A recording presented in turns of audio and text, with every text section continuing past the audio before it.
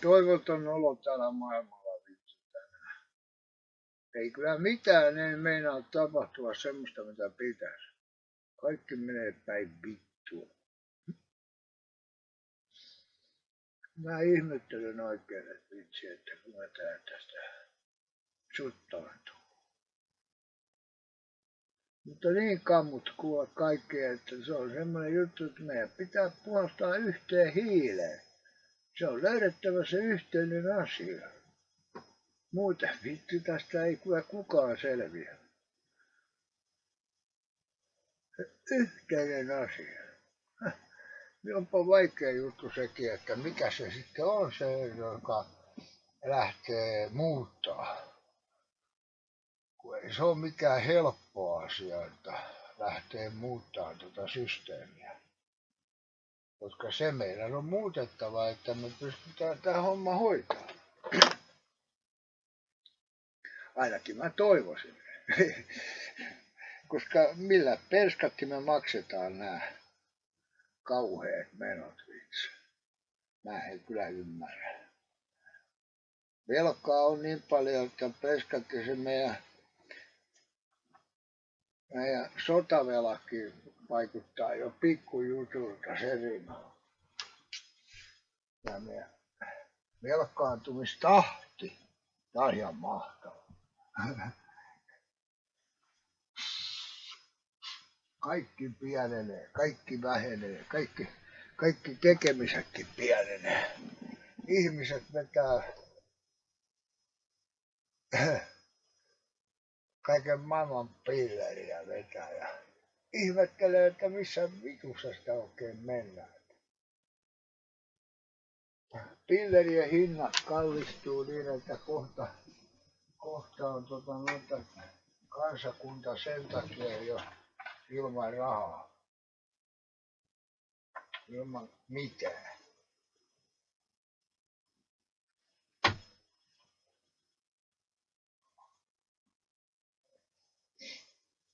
Se kyllä kauhean. Ihan tässä piti joistia ruveta rakentamaan. Sitten rupesi liioittaa kauan, kun rupesin vaan vähän puhumaan. Ajattelen ääneen. Kun tää on semmoista, kun on yksin, niin ei tule sitä puhuttua kellekään yleensä mistään mitään. Ja vaan kirjoittaa, ajattelee. Tosi mä vittu hampaata nukkaan. En ole minkään arvoinen, eikä ole minkään arvoinen saukkaan. Mä en peskatti ainakaan halus poliittia. Mutta sen oikein asian ja yleensäkin kaiken sen, kyllä mä näen heti mikä on oikein. Ei mulle tarvi kertoa, että se on oikein, kun en mä usko kuitenkaan. Mä en usko mihinkään, ellei kun mä itse näen sen. Mä tiedän sen oikein. Kyllä. Nyt jos en mä tiedä sitä oikeeta, niin on se kumma, jos ei ihmiset tuu näkee sitä. Näkee sitä, että mä oon oikeassa tässä, että jos ei sitä yhteisymmärrystä tuu, niin meillä menee hito huonosti tämä maailma. Mutta kun se pitää lähteä niin korkeasta portaista kuin tuolta ylhäältä asti, että se isänmaallisuus. Ei se käy, että me pienet yksilöt täällä haukun huudetaan isänmaallisuudesta, jos ei nämä isot herrat, suomalaiset, Suomea rakastavat isänmaalliset. Jos ne laskee, kato se näin, että te olette ylimääräisiä kaikki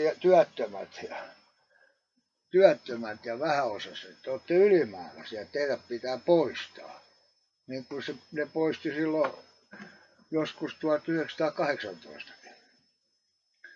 Ne poisti kaikki. 350 000 poistivat. Puhuvat 96 000. Mutta niitä maaomistuksia, jotka silloin vaihtoi omistajaa nyt niistä on kyllä paperit. Pakko olla. No jossain salaisissa kaapeissa vittu niitä ei pääse näkemään. Ne torpparien omistamat maat. Mihinkä ne katos? Kun ei kerrota kuin yhdestä, joka sai pitää torpparimaansa. Ja sekin on yhdestä vaan kerrotaan, yhdestä ihmisestä. Monetko muut sai pitää? Missä ne maat on tänään? Kenen käytössä? Kenen omistuksessa? Miksi ne muuten olisi tappanut äitiä ja lapset sylissään Hennalassa? Jos ei ne olisi halunnut koko suvu pois. Että ne saa sen takaisin sen omaisuuden, sen maaomaisuuden ja hänen talonsa ja kaikki. En mä ymmärrä. Mutta tää on semmoinen juttu, että tänään meillä on samat tilanteet tavallaan, että meillä on vieläkin vastassa ne suuret voimat. Mutta kun me ollaan EU:ssa nyt, kuitenkin ollaan EU:ssa, joka on meidän apu silloin, kun ja Englanti on aina ollut meidän apu. Meidän herroja vastaan. Kumma juttu. Sehän pitää huolella, ettei ne herrat tuu tappaa meitä. Ja se on ainoa konstimus, että kun me otetaan valta laillisesti, niin me ei saada pitää sitä, ellei me olla EU:ssa. Se otetaan meitä pois. Meitä viedään oikeudet käyttää kaikkia niitä mahdollisuuksia, mitä on, että saataisiin parannusta aikaiseksi. Maan sisäisen talouden parantamista. Ja se kun pitäisi olla huipussa, että me pystyttäisiin maksamaan meidän velat. Eikä niin kuin nyt on, että sitä vaan pienennetään, heikennetään ja tehdään vaikeammaksi ja vaikeammaksi.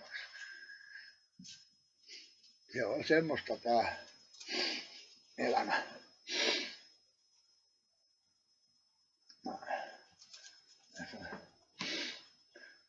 Joo, näin se on.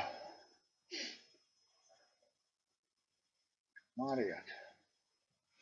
Mansikkapensassa. Jep.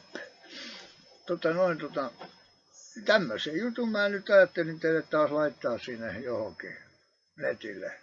Laitan mä YouTubeen sen ainakin. Ja piruuttani. Hei no.